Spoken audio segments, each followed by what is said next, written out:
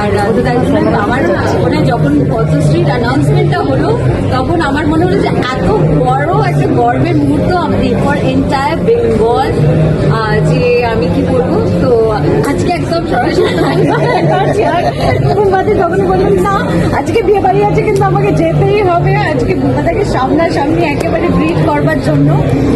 Thank you so much বুম্বাদা, thank you very much for everything. Thank you Kishori, আমি তো বড় হয়েছি তোমার প্রায়, আমাদের তো একদম শিশুদের যুগই ছিল। বাবা 50-এর ওপর ছবি আমরা করেছি, সব ছবি ওই মানুষগুলো ছোঁয়া পেয়েছি, আশীর্বাদ পেয়েছি, কাছ থেকে পেয়েছি, শিখেছি। তাই জন্য আমরা ওই দাঁতে দাঁত চেপে শুধু বাংলা সিনেমাটাই করেছি।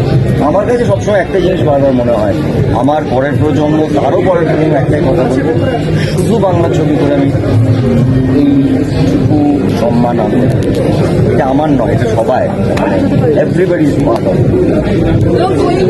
দাদা আজকে দেব বাড়িতে গিয়ে সিনেমা আচ্ছা, থ্যাংক ইউ।